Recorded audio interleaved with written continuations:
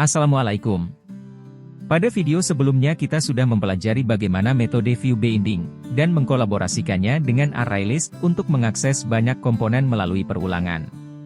Pada episode kali ini kita akan belajar mengenai refactoring dan merubah tampilan kotak dengan barus kode. Refactoring bisa kita lakukan dengan cara ekstrak, split, atau menggabungkan ke file lainnya. Kali ini kita akan belajar contoh sederhana cara refactoring kode, dengan cara ekstrak fungsi dalam satu skup aktivitas. Untuk lebih mudah memahaminya, kita akan terapkan langsung dalam pembuatan coding perubahan warna kotak isian.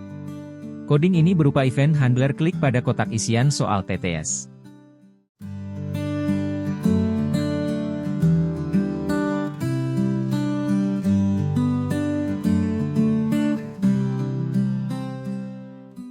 Untuk mengetahui kotak mana yang diklik oleh user, kita akan menggunakan perulangan pada variabel box yang berupa ArrayList, yang telah kita inisialisasi di awal dengan initBox.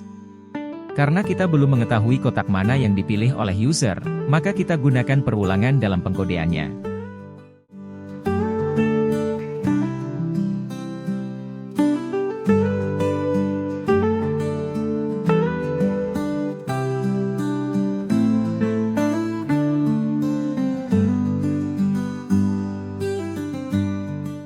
Berikut adalah cara untuk mengganti background pada mode runtime dengan baris kode. Sejak SDK versi 30 ke atas, pengaksesan background untuk drawable menggunakan paket Context Compact.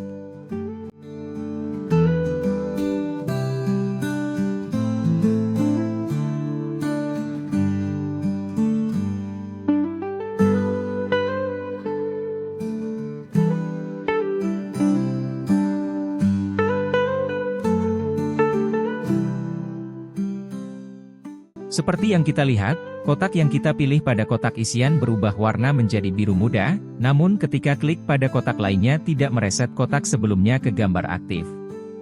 Mari kita tambahkan kodenya, sambil kita belajar juga cara refactoring kode. Pada versi 2024, Anda bisa ekstrak kode dengan pop-up menu, atau bisa juga dengan klik kanan menu seperti berikut. Ketikkan nama fungsi untuk kode yang kita ekstrak barusan. Kemudian tekan Enter.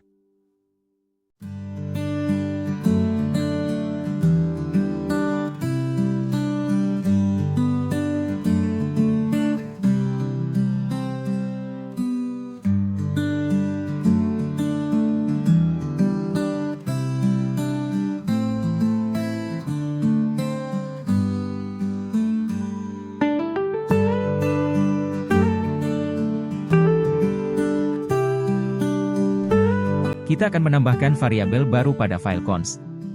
Kita gunakan variabel global karena akan sangat dibutuhkan ke depannya. Selain dengan variabel global ada beberapa cara lain seperti menggunakan view model. Namun tidak akan kita gunakan pada project kali ini.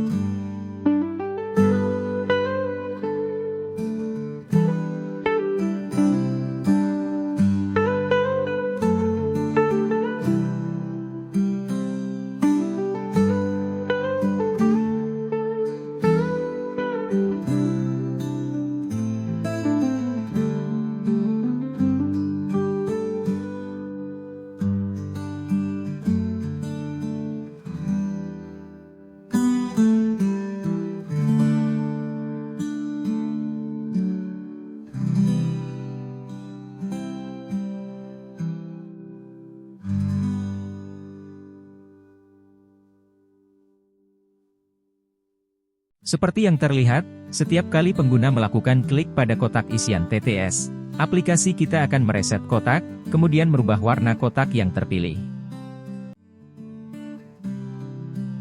Mari kita lakukan refactoring untuk beberapa skrip lainnya.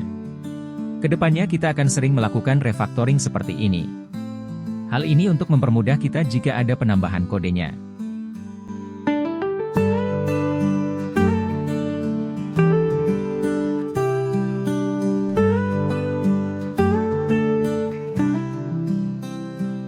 Refactoring biasanya dilakukan ketika kode kita terlalu banyak dalam satu activity, maupun dalam satu fungsi.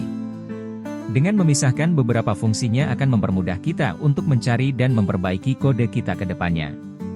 Untuk itu, sebaiknya kita memikirkan pula penamaan fungsi yang cocok dengan fungsi yang kita buat, terlebih jika kita hanya bekerja sendiri. Berbeda halnya jika ada seorang analis yang mengarahkan kita. Sebagai programmer tidak akan terlalu pusing dengan penamaan fungsi yang akan kita buat. Ketika bekerja dengan tim, penamaan fungsi menjadi sangat penting, apalagi jika kita bekerja pada proyek-proyek besar.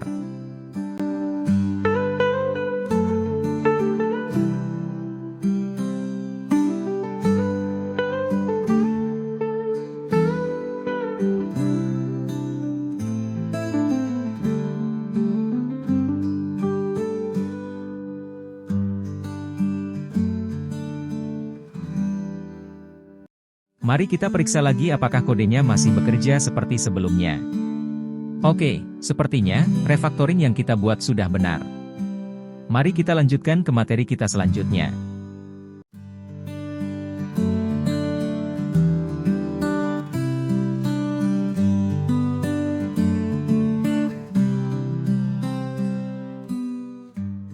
Selain fitur refactoring kode, Android Studio memiliki fitur lainnya seperti bookmark untuk menandai baris kode kita, dan struktur untuk melihat list fungsi-fungsi juga variabel pada setiap aktivitas. Mari kita lipat fungsi-fungsi yang kita buat sebelumnya agar tidak terlalu pusing melihat banyak kode sebelumnya.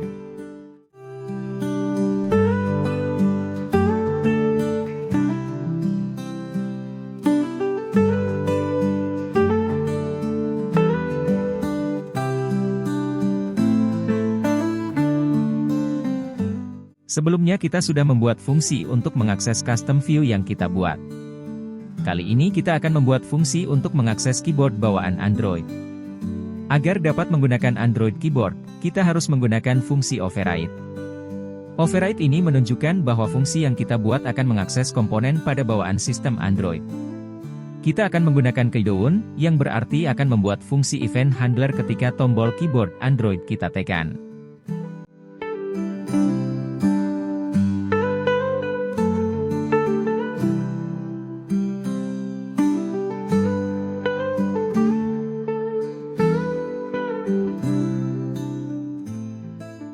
Kita akan membatasi hanya huruf A sampai Z, dan beberapa fungsi keyboard lainnya seperti Enter dan Backspace. Kita akan membuat kode untuk merubah huruf pada kotak soal isian, ketika huruf abjad ditekan.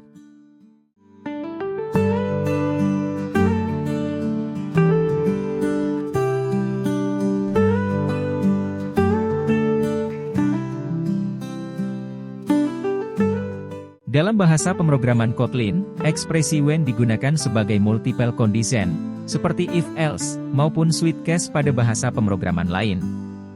Dengan ekspresi when bisa lebih fleksibel dan mudah dibaca.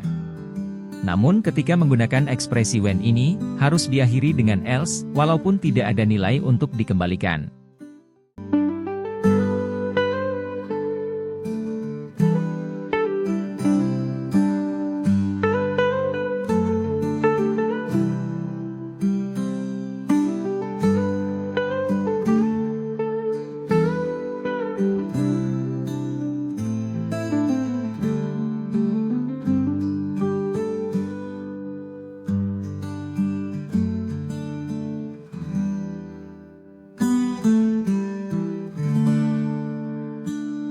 Mari kita coba jalankan aplikasinya lagi.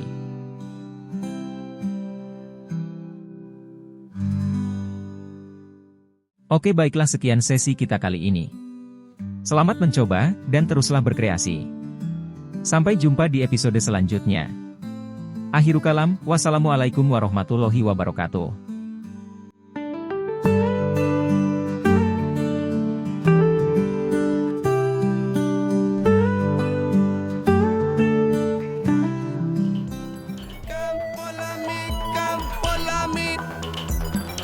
wanna pick up